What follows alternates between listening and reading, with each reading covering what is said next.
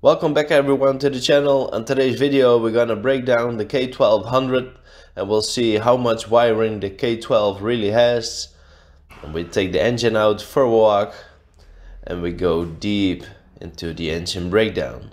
So stay tuned.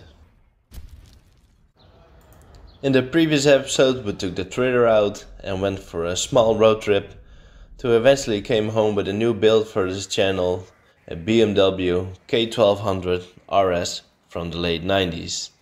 It was a crash damaged bike and it had damage all around, but all in all it was a perfect candidate for a solid build. I bought it as a non-running bike, but after some work we got it to fire it up, take it for a test ride, to find out that the damage was a little bit more extensive as hoped. So today we're gonna push the bike outside, clean it all up, and then we're gonna completely disassemble the bike and the engine.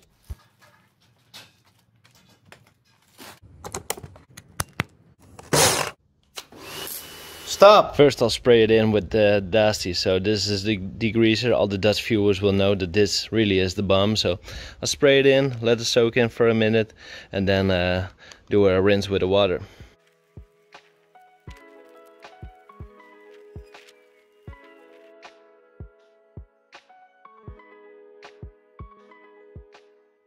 Now the bike is all cleaned up. I want to show you something on the wire loom that I did.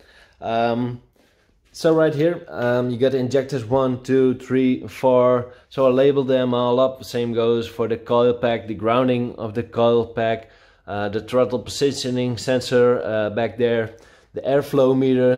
Wrong, that's actually the throttle actuator, but please continue.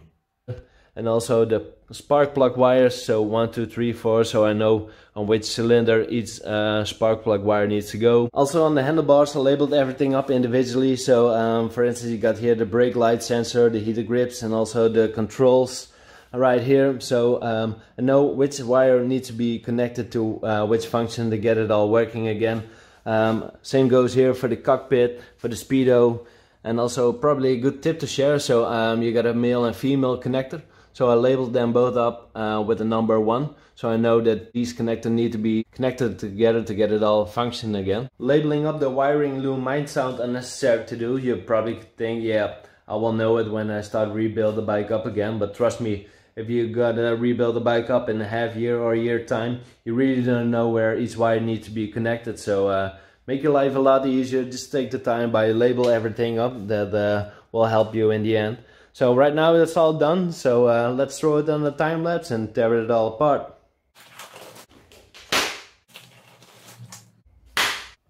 Yeah, finally the breakdown could start. So I started at the back of the engine by removing the subframe. As said earlier, I labeled down all the wiring, so there was a quick and easy job to do. And also the bolts came loose pretty easily. So then I started my way up front by taking off the fuel tank. And afterwards I could start by taking off the wiring around the injectors, followed up by the spark plug leads. To remove the air filter box, I unscrewed the clamps from the throttle bodies and luckily it popped right off, after which it got pretty tangled up by the wiring. Well, who wants some spaghetti? Man, there's a lot of wiring on the K1200 compared to the K100, but got almost everything off. So here at the back I took off the ABS module, so I won't be using that anymore. And also took off the ECU and all the wiring on the alternator and starter motor. What's now left to do is take off the ABS sensor on the rear wheel and the last wiring part, which connected on the foot pack. So then the whole wiring loom can be taken off, at least now, and the last part is on the handlebars. So let's continue on that, and then it's time to take the engine out of the frame. Some wiring still needed to be labeled to keep things clear, and then the foot pack could also be removed, and work on the front end could begin. This turned out to be quite a task given the small space around the front leg, so I decided to remove both left and right steering controls altogether. And then finally the bracket of the fairing could also be removed. Well, I have to say I really like the slim down version of the K1200, so this is more towards the vision that I have in mind. So I want to have a seat right here and then a fuel tank just to cover the frame part right there, and then get something to cover all up from the wiring, because man, this really is a mess. But for now, I want to take the front end off, so lower down the forks and take the whole front wheel off, and then take the rear wheel off, and hopefully I can get a whole swing arm out after I took off the shock. So let's give it a try, and then hopefully I can tilt the frame over the engine so the engine is all good to go. To remove the front suspension, the clamps at the top had to be loosened, and with a few careful taps of the hammer, the entire front suspension came loose. Then the rear shock absorber could be removed by loosening the upper and lower bolts, and removing the swing arm turned out to be more difficult than expected. The swing arm is attached on both sides with a plug, so first I got the clip out, and then with some force I could get this out, so this initial plug that's right here, sorry, and then behind it was this plug, so it actually holds on the swing arm inside the frame. So I needed a breaker bar, also with the extension, and then it snapped right out. And for this side of the swing arm I was able to get the first plug out without any troubles, but then I had to make my own tool for this. So the size of this Allen head is size 12 and don't have the right key for that. So I took a nut which is size 13 all around, so grinded down 0.5 millimeters on each surface, so then I was able to tap it in. So right now it's loose, so I can continue on taking the swing arm off, and then next up is tilting the frame off from the engine. The swing arm now came loose, but the drive shaft remained attached to the gearbox. An easy way to remove the drive shaft is to put a strap through the U-joint and then hit it with a hammer. Top tip. With this removed, the last bolts on the rear and the front of the frame could be loosened from the engine, and then the frame could be lifted over the engine. Getting smaller by the minute now. Just took the frame off, and actually quite surprised by the weight of the frame itself. There's really some weight packed to that one, even though it's from aluminium. But right now I first want to continue on the engine itself. I want to take the alternator off, the starter motor off, and then I want to take the gearbox off, so then it's at least light enough for me to handle to the working bench to start cleaning, because yeah, that really will take some effort to get everything cleaned. The bolts on the gearbox were quite tight, so not only had to use the impact gun here, but also the breaker bar. Same goes from the alternator and the starter motor. They were also quite stuck but came loose through the use of the impact gun. And then with a few light taps of the plastic hammer, this also came loose, and then the gearbox could be removed from the engine.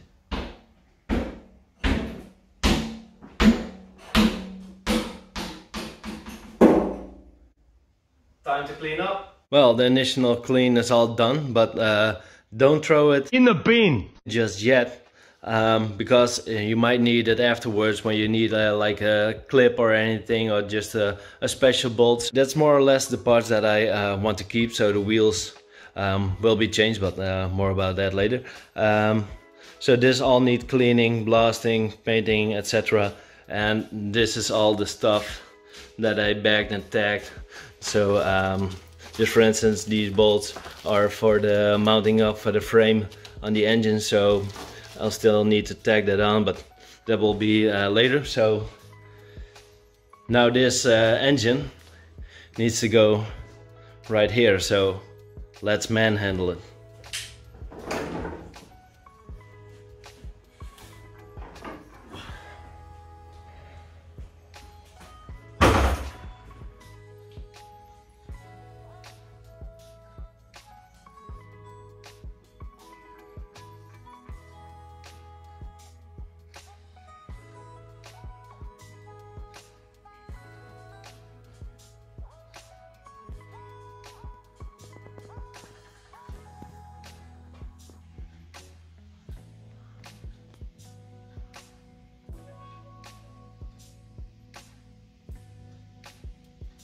Now we've seen how messy the engine is and it's time to start cleaning it. So what I use for cleaning is this. So the first step is using this pressure vessel, which is filled with fuel, petrol, and then I use the brush on the drill to start cleaning it. And then after the third part is done, I use a variety of brushes right here, and also use a old screwdriver, start poking everywhere to get all the sand out, and then a variety of brushes, some Scotch-Brite, and also I use this for blocking off all the internal threads, etc. So you can push it in and then you make sure that no dirt or fuel, whatever, is entering the engine. For blocking off the exhaust ports, I use these grommets, so they fit right in. And also I got these 3D printed plates that will block off the 4 inlet ports for the throttle body, and also the inlet for the coolant. And when working with fuel, just make sure you work in a well ventilated area and wear one of these. Now let's go.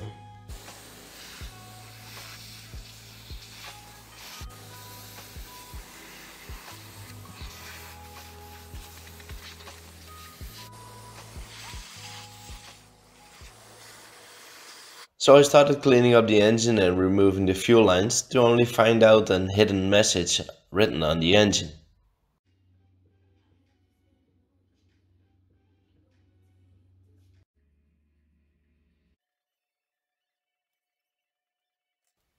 The disassembly of the engine continued by losing the clamps on the throttle bodies and then disconnecting the fuel lines and the injector rails.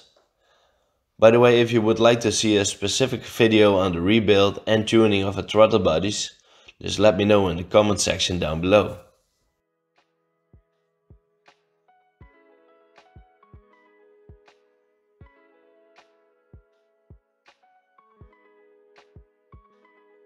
I got all the 3D printed plates on, and also blocked off the ventilation pipe right here, and also blocked off this with a rack so no debris or anything will come inside this right here. And I blocked off the oil lines right here, and blocked off the exhaust ports with these grommets, so they're really tight fit so no debris will enter there. So right now it's finally time to start cleaning. At first I sprayed some petrol over the engine to loosen the dirt and reduce the dust, but as you can see there was quite a bit of dust, so definitely recommended to wear a mask against the fumes and the dust. And don't be fooled, this stage really takes some time, until you are one eternity later. But then in the end you really have a day and night difference, so satisfying to see. It still needs some work to really get it ready for painting, but that will follow after taking the engine apart. So, impact gun action, here it comes.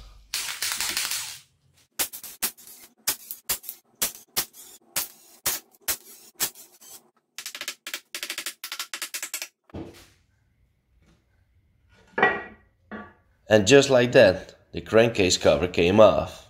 And luckily, it looked good from the inside.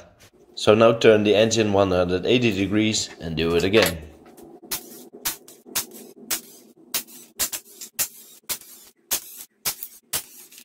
Now please do not let oil run out of the cover onto the floor. Idiot.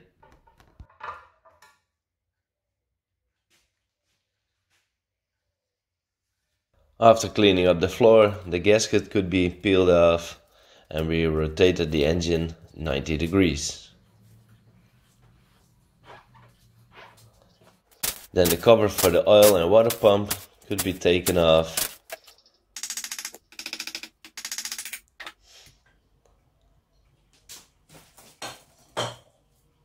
Followed up by the cover from the Hall sensor. So by undoing the 3 small Allen bolts, the case for the Hall sensor could also be taken out.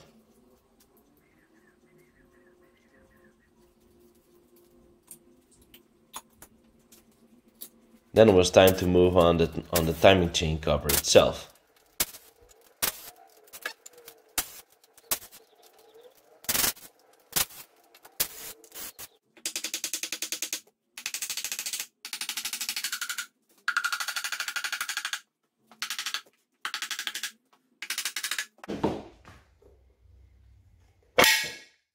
The snap you heard is the spring that sits in the cover to keep the timing chain at the desired tension. And then afterwards the oil and water pump could be removed, following up by the oil pump intermediate flange.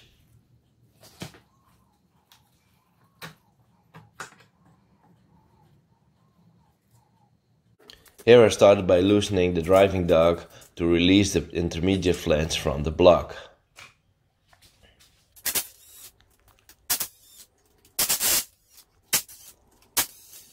It was only here that my brain started to work to find out that this was the wrong order, because I had to take off the clutch and flywheel first. So the driving dog could be put back on, so the crankshaft could be blocked to loosen up the clutch bolts.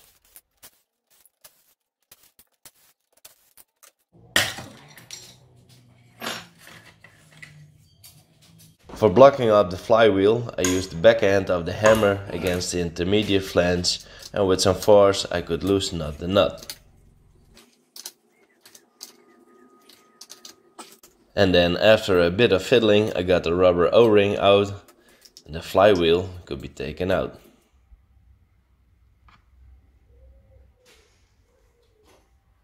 Easy. Yeah, and then it was time to take off the intermediate flange.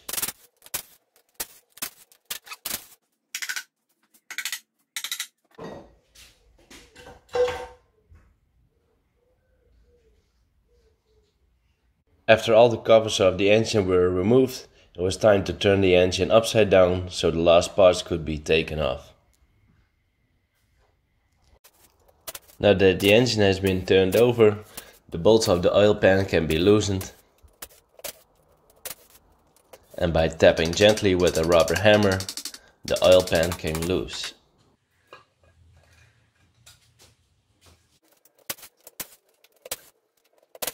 One of the last things that had to be done was loosen the bolts that clamped the output shaft in the oil pan.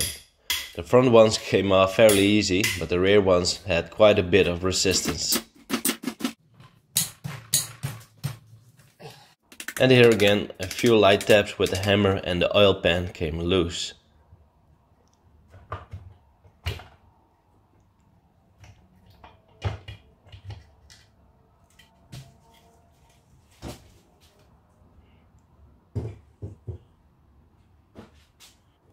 After which the output shafts could be taken out.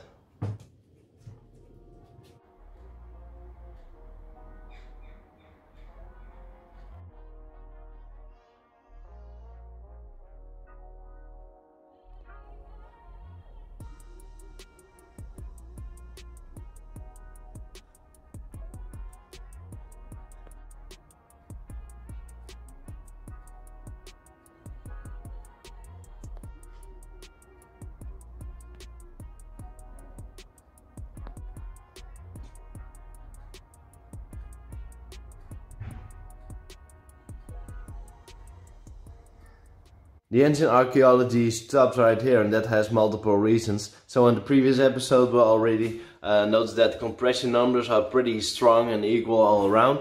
And also right here we see that the honing grooves are still clearly visible in the cylinders, which is very positive. So by knowing that, it gives me great confidence that the engine is in great health, so no need to tear it down even further. For the loose components we get everything cleaned, stripped, and then blast everything to prep everything for paint, and then we can rebuild up the engine. Oh yeah, almost forgot, this box needs some attention as well, so everything what's inside here also need to be stripped, cleaned and rebuilt. But it all will be for next episode. For now I want to thank you all for watching. Please leave a like and a comment down below, and if you want to stay updated on the build, just click on this button here on my head. So thanks for that, and ciao.